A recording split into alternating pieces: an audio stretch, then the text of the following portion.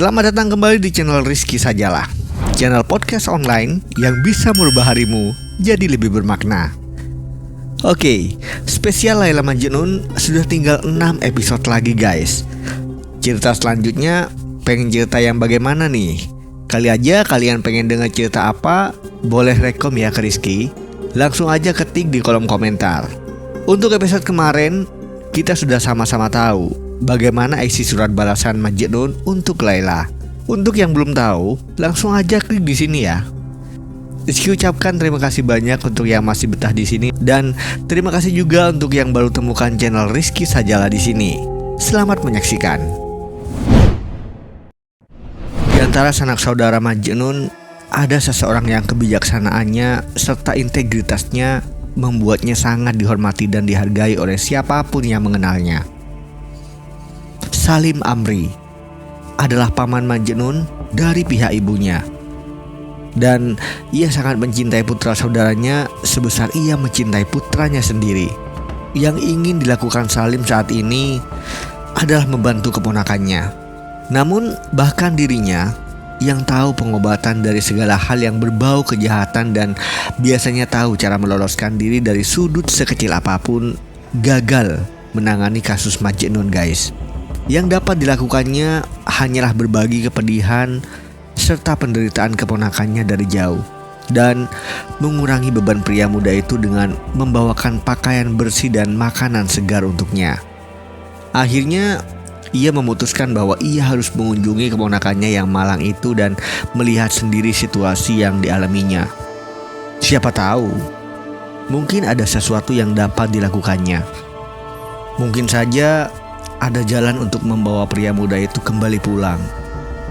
Dan begitulah Salim menaiki unta terkuat dan tercepatnya dan segera pergi menuju belantara gurun. Perjalanan itu membutuhkan waktu berhari-hari. Di bawah sinar matahari yang panas menyengat, ia berkendara dengan begitu cepatnya bagaikan angin. Ketika malam mulai menjelang, ia menuju rombongan karavan terdekat untuk bermalam bersama para musafir lainnya. Saat perjalanannya semakin jauh ke jantung gurun, rombongan karavan semakin jarang dijumpainya. Namun, hal itu sama sekali tak menghalanginya. Persediaan makanan dan minumannya hampir habis. Ia berkendara secepat angin hingga pada akhirnya ia menemukan keponakannya yang terasing di gurun yang tak pernah dikunjungi oleh manusia manapun. Namun Majnun tak sendirian. Salim melihat keponakannya dikelilingi hewan-hewan liar. Seolah Majnun telah mengumpulkan semua hewan di gurun dan dataran dan menjadikan mereka sebagai pasukannya. Begitu Salim berjalan mendekati mereka, ada rasa takut yang menjalarinya. Ia berhenti dan meneriakkan salam. Terlalu takut untuk turun dari untanya. "Siapa Anda?" Begitu jawaban yang diterimanya. "Siapa Anda dan apa yang Anda lakukan di sini?" "Nama saya Salim, dari suku Amir. Aku juga adalah boneka permainan takdir. Jika kau ingin tahu, tidakkah kau mengenaliku? Dapat kulihat kalau matahari telah menghitamkan wajahmu dan mengubah sedemikian rupa hingga kau sulit untuk dikenali. Tapi aku tak banyak berubah. Tak dapatkah kau lihat bahwa aku adalah pamanmu?" Saat mengenali tamunya, Majnun melarang hewan-hewannya menyerang sang tamu. Lalu ia membantu Salim turun dari untanya, memberikan salam dengan gaya biasa dan menyilakan pamannya duduk. Dengan penuh sopan dan santun, ia bertanya tentang teman-teman dan keluarganya serta kabar kesehatan pamannya. Salim begitu terkejut tatkala mengetahui bahwa keponakannya sama sekali tak kehilangan kesopanannya. Bagi seorang pria yang hidup di alam liar, Majnun tetap tak kehilangan akalnya, pikir Salim. Apakah ia berhak untuk menerima julukan si Majnun, si gila? Memang benar, penampilan luarnya menunjukkan keliarannya. Tapi, apakah layak seseorang dinilai hanya berdasarkan penampilan luarnya semata? Tatkala memandangi putra kakak perempuannya dari atas hingga bawah, Salim merasakan malu dan kesedihan mengalir di hatinya. Bagaimana mungkin tragedi ini bisa terjadi? Memang, semua yang terjadi adalah tragedi.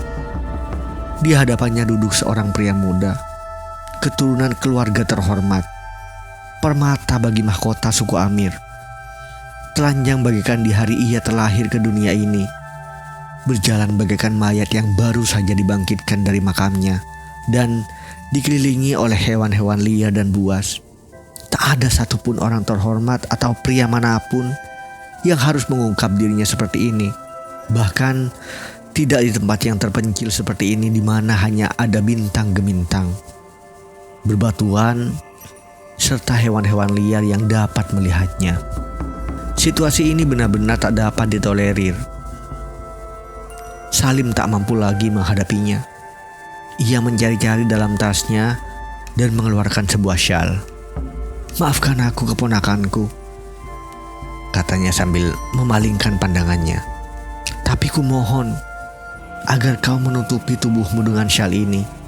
Sungguh tidak pantas bagimu untuk berjalan-jalan tanpa sehelai benang pun melekat pada tubuhmu. Setidaknya saat aku berada di sini bersamamu, apa perlunya aku mengenakan pakaian paman?" tanya Majnun sambil mengembalikan syal itu. "Tubuhku sudah cukup hangat tanpa mengenakan apapun. Hatiku adalah tungku perapian yang berbahan bakar cinta. Jika syal itu ku kenakan, maka rasa hangat yang berasal dari hatiku akan melalapnya dalam hitungan detik."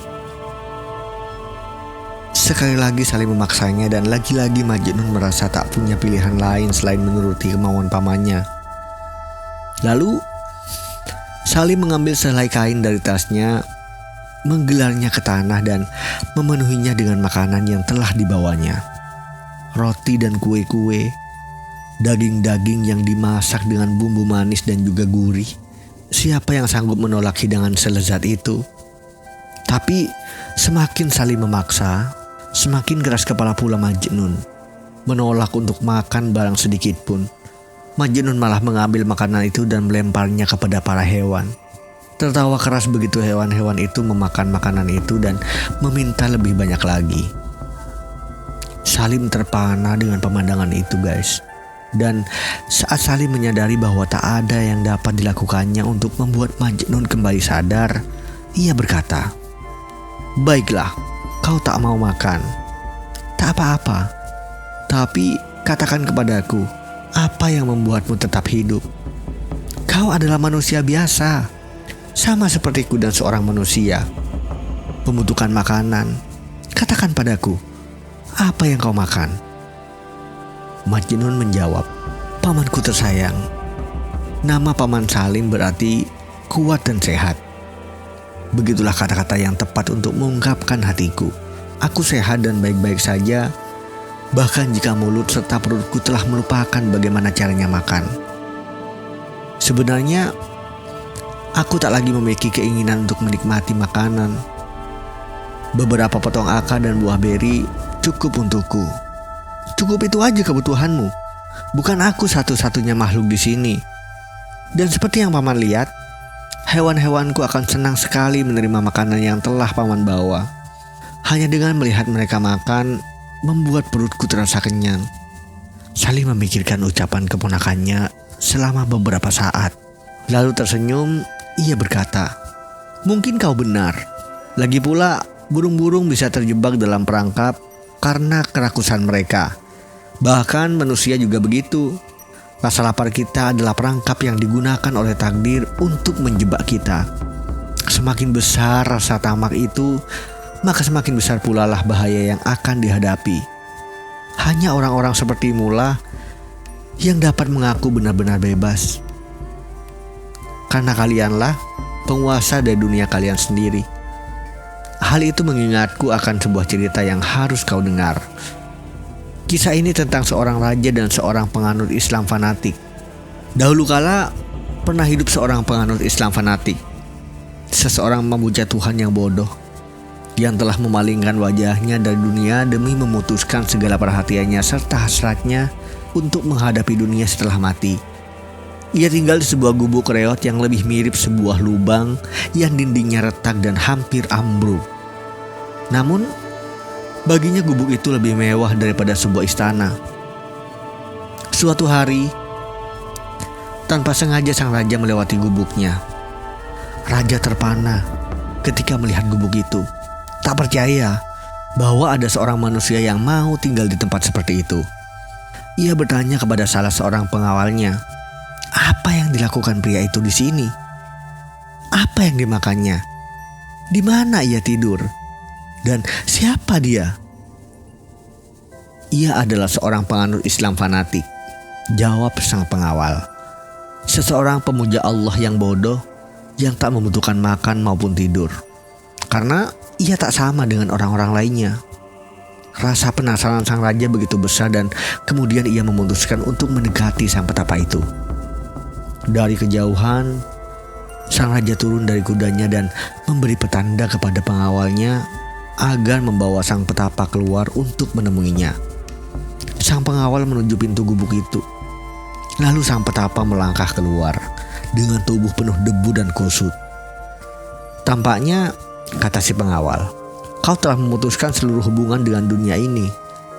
Dan sepertinya kau senang sekali tinggal sendirian di tempat terkutuk ini. Demi Allah, mengapa? Dari manakah kau mendapatkan kekuatan untuk memikul penderitaan neraka seperti ini? Dan tolong katakan kepadaku, apa yang kau makan? Si penganut Islam fanatik itu menunjukkan beberapa potong tanaman yang baru saja dipetiknya dari tanah datar tempat para rusa merumput. Ia kemudian berkata, inilah yang kumakan. Dan harus kuakui bahwa semua ini lebih dari cukup untuk memenuhi kebutuhanku. Si pengawal, sosok yang berpikiran dangkal serta congkak sebagaimana orang-orang yang melayani raja, menyeringai dengan menghina dan berkata, bagaimana kau bisa hidup dengan cara seperti ini? Jika kau bersedia melayani sang raja, maka kau akan menerima makanan yang jauh lebih layak daripada beberapa helai rumput. Maaf, tanya si fanatik dengan marah. Apakah aku baru saja mendengar Anda menyebut tanaman ini sebagai rumput? Kukatakan kepada Anda, Tuan, bahwa yang Anda sebut rumput ini adalah bunga semak.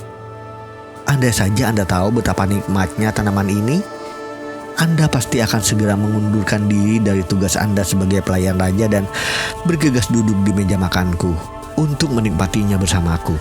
Sang raja mendengar ucapan itu, memikirkannya sejenak dan sebagai seorang yang bijak, ia menyadari kebenaran dari perkataan itu. Ia bergegas berjalan mendekati si petapa, meraih tangannya yang kotor dan mulai menciumnya. Memang benar apa yang telah dilakukan oleh sang raja, karena ia menyadari bahwa hanya mereka-mereka yang bersalah yang tak memiliki hasrat duniawi.